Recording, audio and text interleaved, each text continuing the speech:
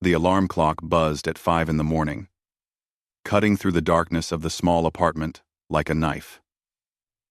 James reached over and silenced it with a tired hand, his eyes still heavy with sleep.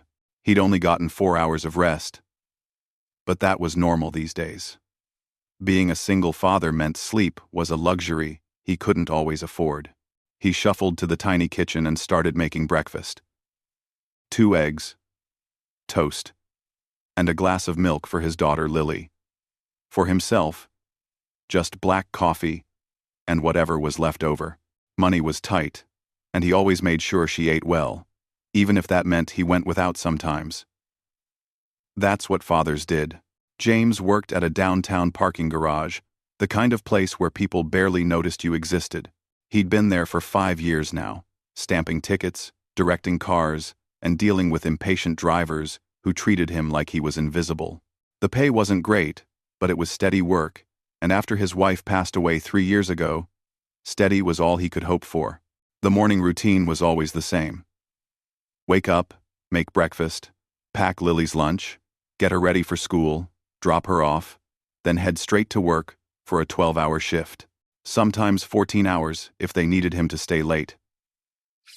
He never said no to extra hours because every dollar mattered. Lily came out of her bedroom, rubbing her eyes, her brown hair messy from sleep. She was 8 years old and had her mother's smile. That smile was the only thing that kept James going on the hardest days. "Morning, sweetheart," he said, trying to sound cheerful even though exhaustion was pulling at every muscle in his body. "Morning, Dad," she said, climbing onto the worn kitchen chair. She looked at the breakfast plate and then at his empty spot at the table. "Aren't you eating?" "I had something earlier," he lied with a smile. "Ate before you woke up." She gave him a look that said she didn't quite believe him, but she was a good kid and didn't push it. Instead, she started eating while James packed her lunch: a peanut butter sandwich, an apple he'd gotten on sale, and a juice box. He wished he could give her more, but this was what they could manage. Their apartment was in a part of town that most people tried to avoid. The building was old, the paint was peeling, and sometimes the heat didn't work right in winter. But it was home, and James kept it as clean and comfortable as he could. The living room had a couch he'd found at a thrift store, a small television that only got basic channels, and walls covered with Lily's drawings. She loved to draw, filling page after page with colorful pictures of flowers, animals, and imaginary worlds where everything was happy. "Did you finish your homework?" James asked as she ate. "Yes, Dad. Did it last night while you were at work." Peterson from next door helped me with the math problems. James felt a pang of guilt. He hated that he couldn't be there to help her with homework, that he had to rely on their elderly neighbor to fill in the gaps. But Mrs. Peterson was kind, and Lily adored her. "That was nice of her," he said. "Did you thank her?" "Of course I did." Lily looked almost offended that he'd even ask. "You always tell me manners matter more than money." He smiled at that. If there was one thing he'd managed to teach her, it was kindness. They might not have much, but they could always afford to be decent to people. After breakfast, James helped Lily get ready for school. Her clothes were hand-me-downs from a church donation drive, but he'd washed and ironed them carefully so they looked presentable. Her backpack had a patch where it had torn, fixed with duct tape and a fabric marker to make it look intentional. She never complained about any of it. The drive to school was short but precious. It was the only time they really got to talk during the day. Lily would tell him about what she was learning, about her friends, about the book she was reading. James would listen, really listen, because these moments mattered more than anything else in his life. "Dad," Lily said as they pulled up to the school. "Yes, sweetheart. Thank you for making me breakfast every day." Her voice was small, sincere. James felt his throat tighten. "You don't have to thank me for that. That's what dads do." "I know, but I want to anyway." She leaned over and hugged him tight before grabbing her backpack and lunch. As she opened the car door, James noticed the sky was getting dark. Rain clouds were rolling in fast. "Hold on," he said, reaching into the back seat. He pulled out his only jacket, an old windbreaker with a broken zipper. "Take this. Looks like it's going to pour." "But then you won't have a jacket," Lily protested. "I'll be inside all day at work. You might have recess outside. Take it. W. W. W." She took the jacket reluctantly, then gave him one more quick hug before running toward the school entrance. James watched her go, his heart full of love and worry in equal measure. She was everything to him. The reason he got up every morning. The reason he worked himself to exhaustion. He pulled away from the school and headed downtown to the parking garage. Traffic was already building up. People rushing to their important jobs in their nice cars, living lives he could barely imagine. He didn't resent them exactly. But sometimes, he wondered what it would be like to not worry about every penny. To be able to give his daughter more than just the basics. The parking garage was a gray concrete structure that smelled like oil and exhaust fumes. James parked his beat-up old car in the employee section and headed to the booth where he'd spend the next 12 hours. His supervisor barely acknowledged him as he clocked in. The morning rush started immediately. Cars streamed in, drivers impatient and rude, shoving money at him or complaining about the rates like he had any control over them. He smiled politely, gave them their tickets, and directed them to open spots. Around 10 o'clock, the rain started. Not a gentle drizzle, but a heavy downpour that hammered against the concrete structure and made everything echo. James thought about Lily and hoped she'd stayed dry. He'd given her his jacket, but it wasn't much protection against rain like this. During his lunch break, he sat in the back room and ate a granola bar he'd brought from home. He checked his phone and saw a text from Mrs. Peterson saying Lily had gotten home from school safely and was doing homework. He texted back his thanks and reminded himself to pick up something small for the neighbor as appreciation. Maybe some flowers from the discount store. The afternoon dragged on. More cars, more impatient people, more hours standing in the same spot watching the world go by. His feet ached, his back hurt, and he still had 4 more hours to go. But he kept going because that's what you did when you had someone depending on you. James didn't consider himself special or heroic. He was just a father doing his best, working hard, and trying to teach his daughter that kindness and character mattered more than money or status. He had no idea that his daughter's kindness was about to change both their lives in ways he never could have imagined. Sometimes the smallest acts of goodness create ripples that spread farther than anyone expects. And Lily's compassionate heart was about to set something extraordinary in motion. The rain came down harder as Lily walked toward the school entrance that morning. Her father's old windbreaker was already soaked through, but she didn't mind. She was thinking about the drawing she'd made the night before, a picture of a rainbow she wanted to show her teacher. That's when she saw the elderly woman fall. It happened so fast. One moment the woman was walking up the wet concrete steps, carrying a leather bag and some folders. The next moment, her foot slipped, and she went down hard. The folders scattered everywhere, papers flying in the wind and rain. The woman cried out in pain, clutching her ankle. People were rushing past, parents dropping off their kids, teachers hurrying to get out of the rain. A few glanced at the fallen woman but kept moving, assuming someone else would help. Everyone was in a hurry, focused on their own problems and schedules. But Lily didn't walk past. She couldn't. She dropped her backpack and ran to the woman's side, kneeling down in a puddle without even thinking about it. The rain was soaking both of them now. "Are you okay?" Lily asked, her voice full of genuine concern. The elderly woman looked up at her, surprised. She had kind eyes despite the pain written across her face. Her gray hair was getting wet, and she was breathing hard. "I think I twisted my ankle, dear," the woman said, trying to smile through the discomfort. "It hurts quite a bit." Lily looked around, hoping an adult would come help, but everyone seemed to be in their own world. First, she started gathering the scattered papers, trying to keep them from getting completely ruined by the rain. She tucked them back into the leather bag, as carefully as she could, Please don't move, Lily said. My dad says when someone gets hurt, they should stay still until help comes. The woman nodded, impressed by the child's maturity. Your father sounds like a wise man. Lily noticed the woman shivering. Without hesitation, she took off her father's windbreaker, the only protection she had from the rain, and tried to make a cushion for the woman's injured ankle.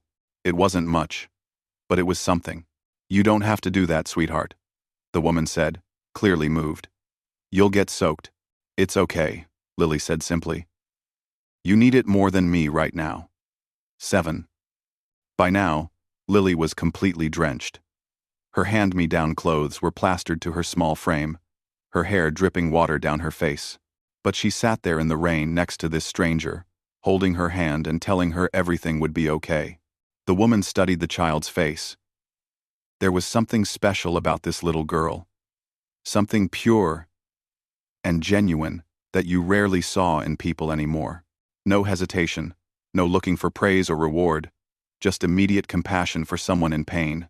What's your name, dear? The woman asked. Lily.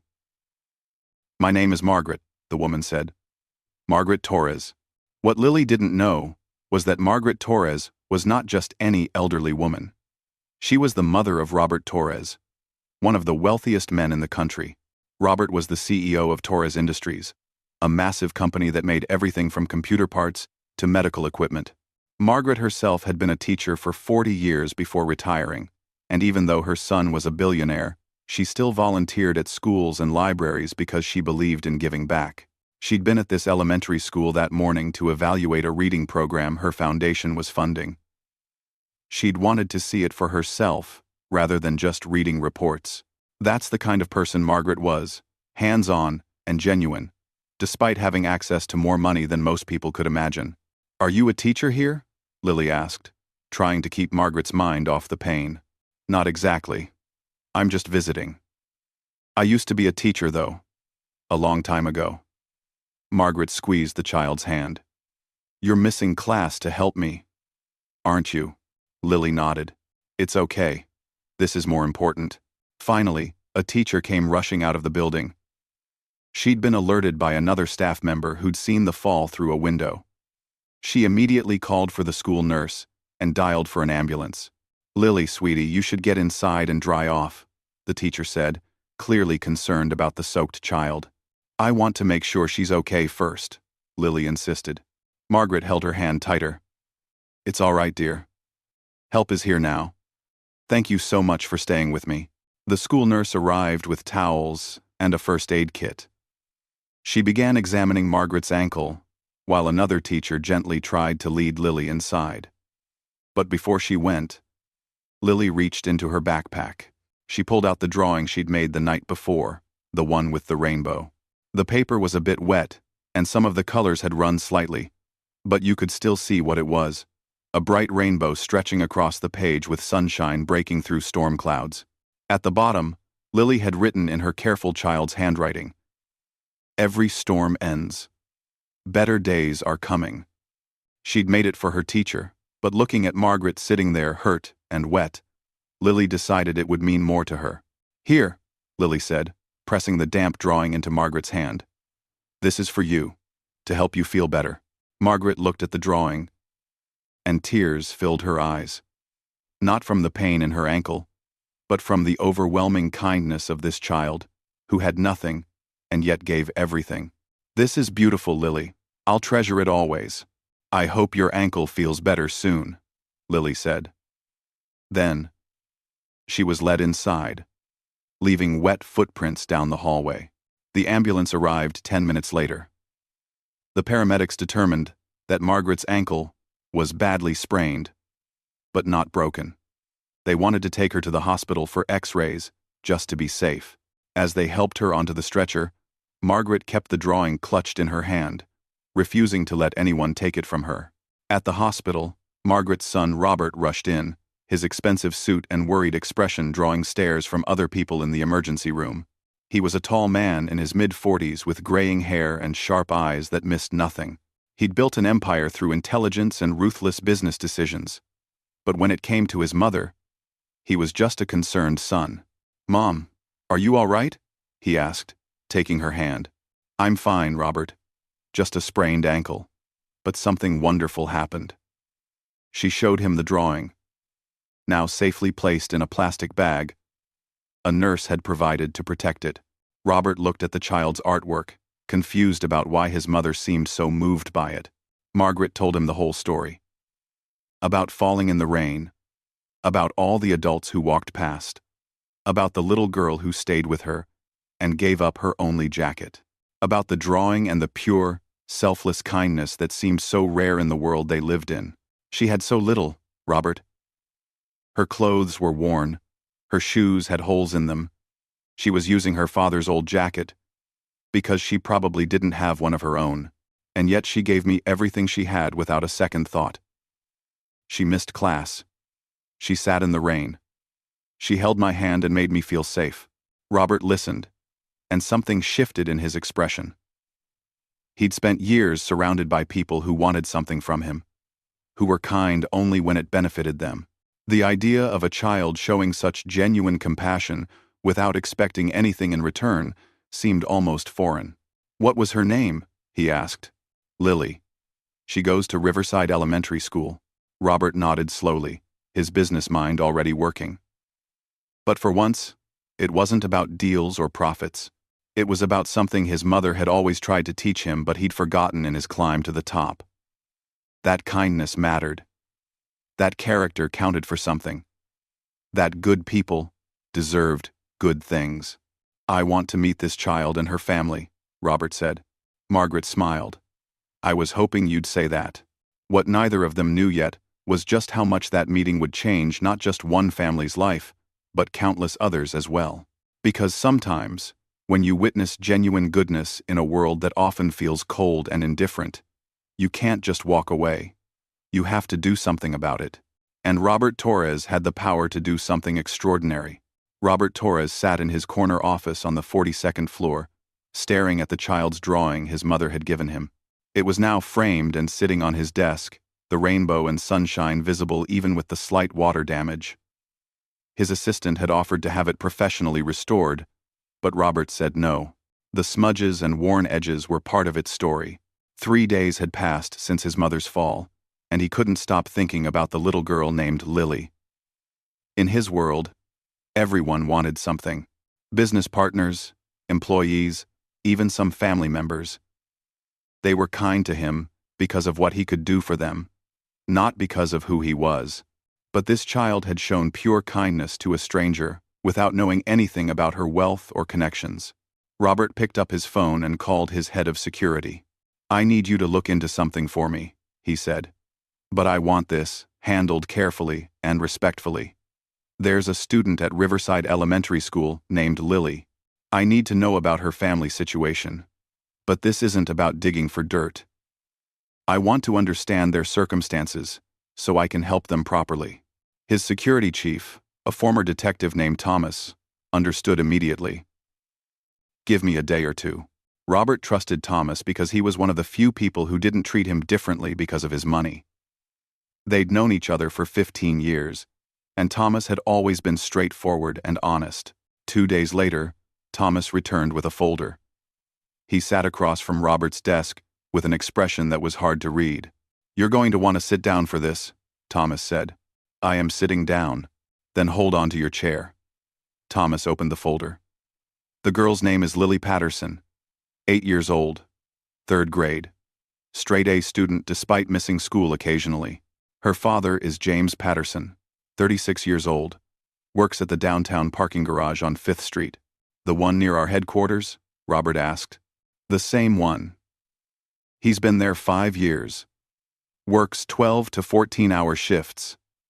6 days a week. Never been late, never called in sick, never complained according to his supervisor." Thomas paused. "His wife died 3 years ago from cancer. Medical bills wiped out their savings. He's been raising Lily alone ever since." Robert felt something tighten in his chest. "Go on." "They live in a small apartment in the Riverside district. Rent is $800 a month, which takes most of his paycheck. He makes about $32,000 a year before taxes. I talked to neighbors, teachers, the school counselor. Everyone says the same thing. He's a good man, great father, would give you the shirt off his back even though he barely has anything himself. Thomas pulled out more papers. Here's the interesting part.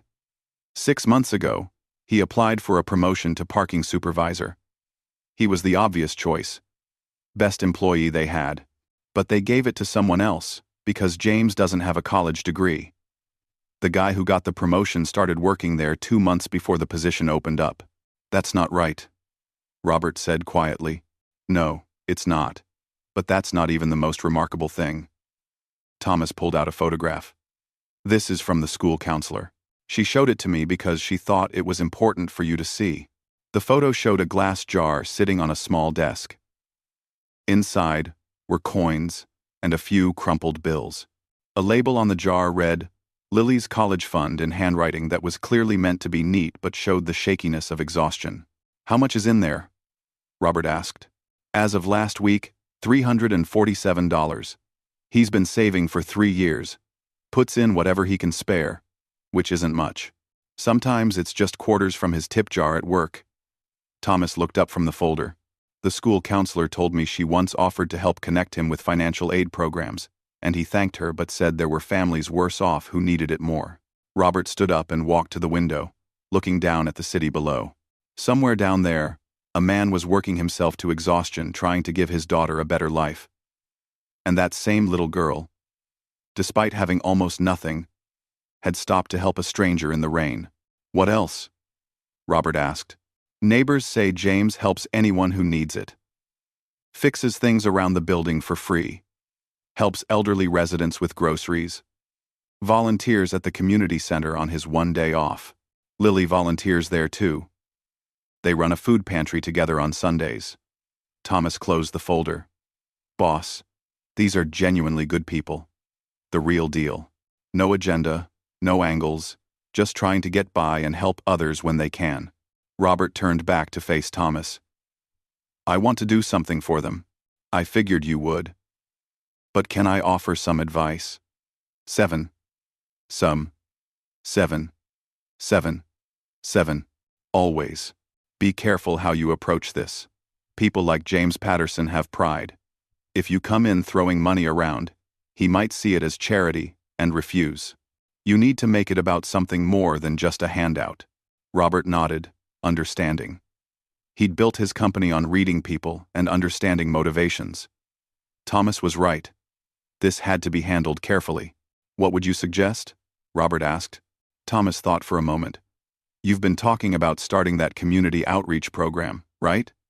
The one focused on finding and developing people with real character, not just fancy degrees? The Community Investment Initiative. It's been in planning for months. Well, maybe it's time to launch it. And maybe James Patterson is exactly the kind of person you need running it.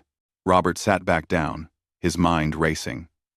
For months, his board had been pressuring him to start a corporate responsibility division, something that would look good for the company's image. But Robert had resisted because most of those programs felt hollow and fake. This, though, this could be different. Keep talking, Robert said. Look, you need someone who understands communities from the inside. Someone who knows what it's like to struggle. Someone with real connections to regular people. James Patterson has all of that. He's respected in his neighborhood, he has a work ethic that won't quit, and most importantly, he's teaching his daughter the values you've been saying are missing in corporate America. But he doesn't have experience in corporate management, Robert pointed out, playing devil's advocate. Neither did you when your dad died and you took over the company at 28. You learned on the job. Besides, you can give him training and support. What you can't teach is character. And this guy has it in spades. Robert picked up the frame drawing again, looking at the words Lily had written. Every storm ends. Better days are coming. What about Lily's education? Robert asked. That's easier. Your mother's foundation already has scholarship programs. Add this family to the list. Full ride. Kindergarten through college. Make it part of a bigger initiative so it doesn't feel like special treatment. Robert was quiet for a long moment, thinking through the implications and possibilities. This could work. This could actually work. But he wanted to do it right. Wanted to make sure James and Lily knew that they deserved this, that it wasn't pity or charity but recognition of something valuable they'd shown to the world. "I want to meet them first," Robert finally said. "Before we make any offers or announcements, I need to look James Patterson in the eye and make sure this is right." "How do you want to handle the meeting?" Thomas asked. Robert smiled slowly. An idea was forming, something that would be memorable and would show this family that their kindness had been noticed and valued in a way they'd never forget. "Remember how my mother always said that extraordinary kindness deserves extraordinary recognition?" "I remember." "Well, I think it's time we proved she was right. Get me the school principal on the phone. And call our helicopter pilot. Tell him to be ready for this weekend." Thomas raised an eyebrow. "You're going big on this, aren't you?" "Thomas, a little girl sat in the rain with my mother when everyone else walked by. She gave up her only jacket, her drawing, her class time, everything she had to make sure a stranger was okay. That deserves more than just a quiet thank you." Robert stood up and grabbed his suit jacket from the back of his chair. He suddenly felt energized in a way he hadn't in years. Building his company to billions had been satisfying, but this felt different. This felt meaningful. "Set it up," Robert said firmly. "Let's change this family's life." Thomas nodded and headed for the door, then paused and turned back. "For what it's worth, boss, your mother would be really proud of you right now." Robert looked at the drawing one more time and smiled. "I hope so, Thomas. I really hope so." As Thomas left to make the arrangements, Robert sat back down at his desk. In 3 days, he would meet James and Lily Patterson, and their lives would never be the same. James stared at his phone, reading the message for the 3rd time. It was from the principal of Lily's school, asking him to bring Lily to the school on Saturday morning for what she called a special community appreciation event. The message was polite but vague, and that made James nervous. He didn't like surprises. In his experience, unexpected calls from schools or official-sounding invitations usually meant trouble or bills he couldn't afford. "Dad, what's wrong?" Lily asked from the couch where she was coloring. "Nothing, sweetheart. Just got a message from your school. They want us to come in on Saturday morning." Lily looked up, concerned. "Am I in trouble?" No, nothing like that." James walked over and sat beside her, looking at the picture she was working on. Another rainbow. She'd been drawing a lot of those lately. "They said it's for something positive. A community thing. Can we go?" Lily asked, her eyes bright with curiosity. James hesitated. Saturday morning was one of his few times off, and he'd been planning to do laundry and meal prep for the week. But seeing Lily's excited face, he couldn't say no. "Sure, sweetheart. We'll go." Saturday morning arrived with clear blue skies, a sharp contrast to the rain from 2 weeks earlier. James dressed in his best clothes, which meant the button-down shirt he wore to parent-teacher conferences and his only pair of khaki pants without stains. Lily wore a dress that Mrs. Peterson had given her, a hand-me-down from her granddaughter that was slightly too big but clean and pretty. They drove to the school in James's old sedan, the one that made worrying noises whenever he accelerated too fast. The parking lot was nearly empty when they arrived, which seemed strange for a community event. Just a few cars and the principal's SUV. "Are we early?" Lily asked as they got out of the car. "I don't think so," James said, checking his phone again. They were right on time. The principal met them at the entrance, a woman in her 50s named Mrs. Henderson, who'd always been kind to Lily. But today, she seemed nervous, almost excited about something. "James, Lily, thank you so much for coming," she said, shaking James's hand a bit too enthusiastically. "Of course. Though I have to admit, I'm a little confused about what this is for." Mrs. Henderson smiled mysteriously. "You'll see in just a moment. Why don't we head to the field?" They walked through the empty school hallways, their footsteps echoing. A few teachers were standing near the back entrance that led to the sports field, and they were all looking outside, with strange expressions. James's confusion was growing by the second. Then, he heard it. a sound that didn't belong in this quiet neighborhood on a Saturday morning. The deep, rhythmic thumping of helicopter blades cutting through the air. James stopped walking. "What is that?" Lily grabbed his hand, her eyes wide. "Dad, is that a helicopter?" They stepped outside onto the field, and James felt like he'd entered some kind of dream. A large black helicopter was descending from the sky, its powerful rotors whipping up wind and noise. Neighbors were coming out of their houses, pointing and staring. Kids were running to their front yards to watch. James stood frozen, his arm protectively around Lily. Nothing about this made any sense. Why was a helicopter landing at his daughter's elementary school? The helicopter touched down on the grass, and for a moment, everything was noise and wind. Then, the engines began to power down, and the door opened. A man in an expensive business suit stepped out first. He was tall, confident, and everything about him screamed money and power. James had seen enough rich people coming through the parking garage to recognize the type. Behind him came an elderly woman using a cane, moving carefully but with dignity. Lily gasped. "Dad, that's her. That's Margaret." "Margaret who?" James asked, completely lost. "The lady I helped when she fell. Remember?" James did remember, vaguely. Lily had come home soaked from the rain one day and told him about helping an elderly woman who'd slipped on the school steps. He'd been proud of her but hadn't thought much more about it.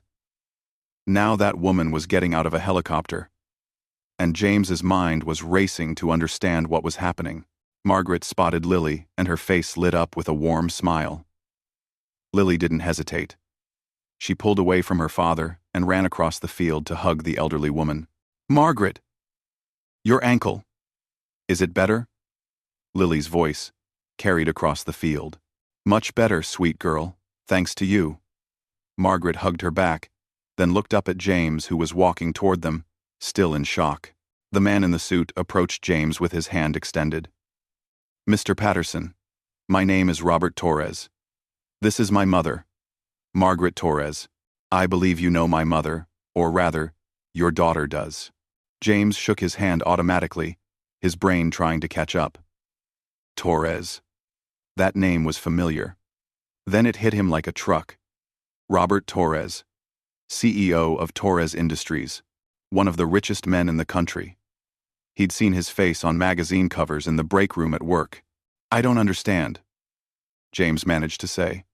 "What's going on?" Robert smiled, and it seemed genuine.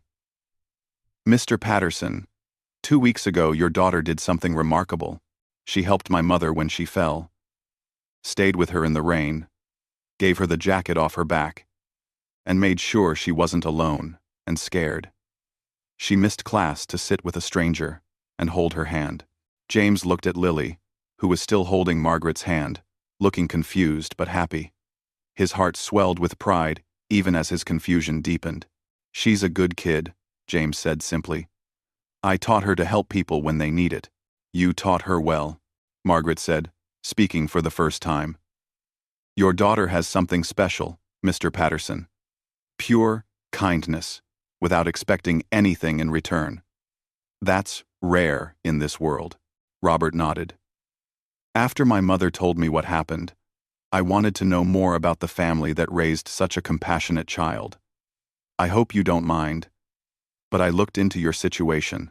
James stiffened. He didn't like the idea of rich people investigating him. "Why would you do that?" "Because I wanted to make sure that what I'm about to offer comes from the right place." Robert's expression became more serious. "Mr. Patterson, my company has been developing a new community initiative. We're looking for people with real character, real connections to their communities, people who understand what it means to struggle and help others despite their own challenges." James was starting to feel defensive. "Look, if this is about charity, we don't need—" "It's not charity," Robert interrupted gently. "It's a job offer." James blinked. "A what?" "A job. I'm launching a new division at Torres Industries focused on community investment and development. We need someone to run it." Someone who understands communities from the inside. Someone with integrity and values. After learning about you, about your work ethic, how you're raising your daughter, how you help your neighbors, I believe you're the right person for this position. James felt like the ground was tilting under his feet. I work at a parking garage. I don't have a college degree. I don't know anything about running corporate programs. You know about people. You know about communities. You know about working hard and helping others. Those are things I can't teach. Robert pulled out a folder from inside his suit jacket. The position is called Director of Community Relations. You'd be identifying families and individuals who are making a difference in their neighborhoods and finding ways to support them. The salary is $95,000 a year, with full benefits, company car, housing allowance, and we'd fund your college education part-time if you want to finish your degree.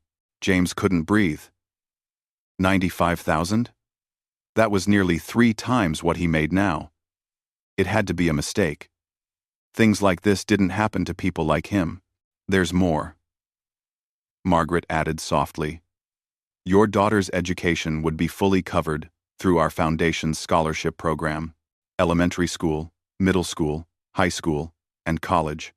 Everything. James looked at Lily, who was watching him with wide eyes. She didn't fully understand what was happening, but she could see her father was overwhelmed. Why? James asked, his voice barely a whisper. Why would you do this for us? Robert stepped closer, and his voice was sincere.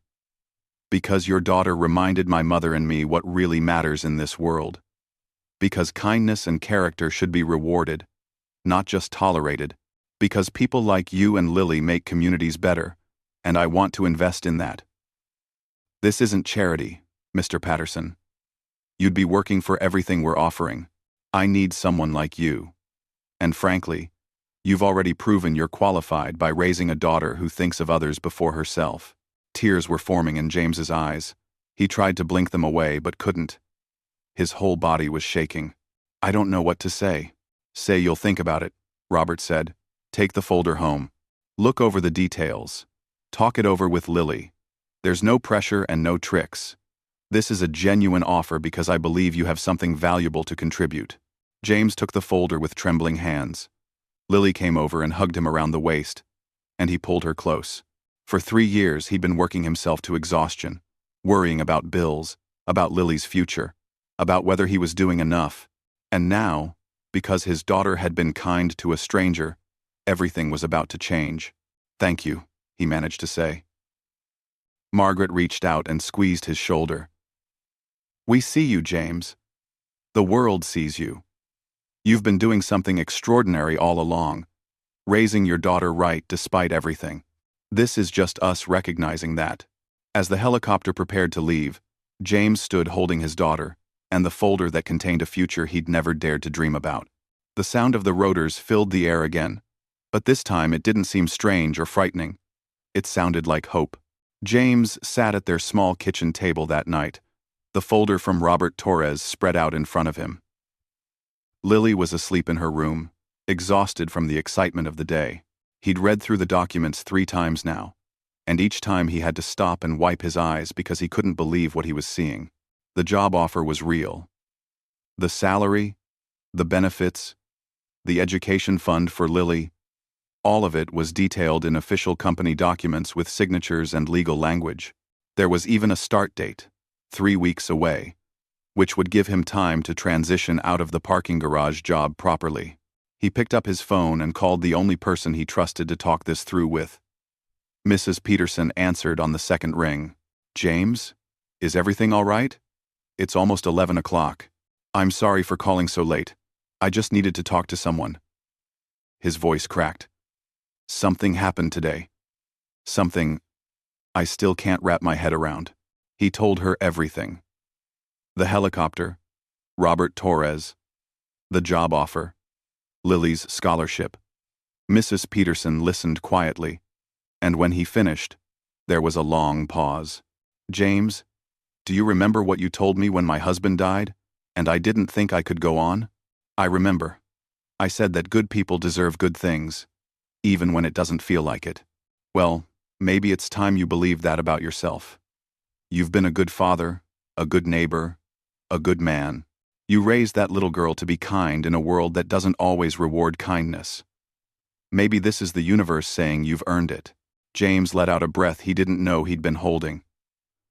What if I mess it up? What if I'm not good enough for this kind of job? Then you'll learn, just like you've learned everything else. You taught yourself how to be a single parent. You figured out how to survive on almost nothing. You can figure this out too. Her voice was firm, but warm. Take the job, James. Give Lily the future she deserves. Give yourself a chance to breathe. After they hung up, James walked quietly to Lily's room. She was curled up under her blanket, holding a stuffed rabbit that had been her mother's. He sat on the edge of her bed and watched her sleep, thinking about all the times he'd worried he wasn't doing enough, wasn't giving her enough. "We're going to be okay, sweetheart," he whispered. "Your mom would be so proud of you." 3 weeks later, James walked into the Torres Industries building for his first day of work. He wore a new suit that the company had provided, and he felt like an imposter. The building was all glass and steel. 42 floors of success and money. The parking garage where he used to work was just 2 blocks away, and he'd driven past it that morning feeling surreal. Robert Torres himself met James in the lobby, which surprised him. He'd expected to be handed off to human resources or some assistant. "James, welcome. How are you feeling?" Robert extended his hand. "Honestly, terrified," James admitted. Robert laughed. "Good. That means you care. Let me show you your office." The office was on the 25th floor with windows overlooking the city. It had a desk, a computer, bookshelves, and furniture that probably cost more than James used to make in 6 months. On the desk was a framed photo, the one of Lily's glass jar college fund. Next to it was another frame with her rainbow drawing. "I thought you might want these as reminders," Robert said, "of where you came from and why you're here." James touched the frames, emotion welling up again. "Thank you for all of this. Thank me by doing great work. I meant what I said, James. I need someone with your perspective, your values. This division is going to change lives, and you're the right person to lead it." The first few weeks were overwhelming.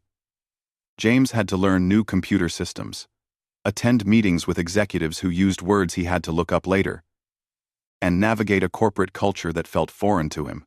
But Robert had assigned him a mentor, a woman named Patricia, who'd started in the mailroom 30 years ago and worked her way up to vice president. She understood what it was like to feel out of place. "You know what your advantage is?" Patricia told him during one of their weekly coaching sessions. "Everyone else in this building thinks about communities as data points and demographics. You think about them as people because you've lived it." James's first major project was to identify 10 families in the city who were making a difference in their communities despite facing hardships. He didn't have to look far. He knew exactly where to start. In his old neighborhood of Riverside, there was the single mother who ran a homework club out of her apartment for kids whose parents worked nights. The elderly veteran who fixed bikes for free so kids could get to school. The teenager who organized food drives even though his own family struggled. James knew all of them because he'd lived among them, had been helped by them, had helped them. In return, he presented his findings to Robert with detailed plans for how Torres Industries could support each person without making them feel like charity cases. Job training programs, microloans for small businesses, scholarships, mentorship opportunities, real support that respected people's dignity. Robert approved the entire plan and increased the budget. "This is exactly what I was hoping for. You're not just throwing money at problems. You're investing in people's potential." 6 months into his new job, James moved Lily into a townhouse in a safe neighborhood near her school. It had 3 bedrooms, a small yard, and heat that actually worked. Lily's new room had space for all her drawings, and James had set up a whole wall as her art gallery. But he made sure they didn't forget where they came from. Every Sunday, They still volunteered at the community center in Riverside, running the food pantry alongside their old neighbors. James had donated the first month's salary difference to the center, and now Torres Industries was funding an expansion. "You didn't have to keep coming here," Mrs. Peterson said one Sunday, as they sorted donations. "You've got a fancy job now." "This is where we belong," James said simply. "Success doesn't mean abandoning the people who mattered when we had nothing." Lily was thriving. Her new school had art programs and field trips, and opportunities James had only dreamed of providing. But she was still the same kind kid who'd sat with a stranger in the rain. She volunteered at a nursing home, helped younger kids with reading, and kept making her rainbow drawings to give to people who looked sad. One evening, Robert invited James and Lily to dinner at his mother's house. Margaret had recovered fully from her ankle injury and insisted on cooking. Over pasta and salad, they talked like old friends rather than billionaire CEOs and former parking attendants. "Can I ask you something?" James said to Robert. "Why did you really do all this? There had to be hundreds of qualified people for this position." Robert exchanged a look with his mother, then spoke carefully. "You want the honest answer?" I'd forgotten what really mattered. I'd spent so long building a company, making money, winning deals, that I'd lost sight of why any of it should matter. Then my mother fell. And your daughter reminded us both that kindness is the most valuable thing in the world. You can't buy it. You can't fake it. You either have it or you don't. I wanted people like you and Lily in my orbit, because you make the world better just by being in it. Margaret nodded. Your daughter gave me that drawing, and I put it on my wall where I see it every morning. Every storm ends. Better days are coming. She didn't know she was speaking to a billionaire's mother. She was just trying to comfort a scared old woman. That purity of intention is rare, James. You gave that to her. Her mother and I both did, James said quietly. You did more than that, Robert said. You proved that character matters more than credentials, that kindness is worth more than money, and that good people deserve good things. A year after the helicopter landed on that elementary school field, James stood on a stage at a community center, announcing the expansion of the Torres Industries Community Initiative. They'd helped 40 families so far, creating jobs, funding education, supporting small businesses. The local news was covering it, and James was the face of the program. But what made him proudest wasn't the news coverage or his success at his job. It was seeing Lily in the front row, sitting next to Margaret Torres, both of them holding rainbow drawings that Lily had made. His daughter was still the same kind soul who'd stopped to help a stranger, and that was worth more than any salary or title. After the presentation, a young man approached James nervously. Mr. Patterson? I work at a warehouse, but I've been organizing literacy classes for my co-workers who can't read well. I heard about your program and wondered if there might be a way to expand it. James smiled and shook his hand. Tell me about it. I want to hear everything. As he listened to the young man's story, James thought about how far he'd come. From stamping parking tickets to changing lives. From worrying about rent to providing for his daughter's future. From feeling invisible to being seen. But the core of who he was hadn't changed. He was still a father who believed in kindness. Still a man who thought everyone deserved dignity and respect. Still someone who remembered what it was like to struggle. The helicopter had landed and changed everything. But it wasn't really about the helicopter, or the money, or the opportunity. It was about a little girl who'd been taught to see people as people, to help when someone was hurting, to believe that storms eventually end and better days do come. And standing there, listening to another person's dream of making their community better, James knew that the real gift wasn't what Robert Torres had given him. It was what his daughter had shown the world. That kindness still mattered. That good people existed. That sometimes, when you do the right thing, without expecting anything in return, the universe finds a way to give back. Lily caught his eye from across the room and waved, her smile bright as sunshine breaking through clouds. James waved back, his heart full. They were going to be okay. better than okay. They were going to be extraordinary, not because of money or success, but because they'd never forgotten what truly mattered, and that was a lesson worth more than all the wealth in the world.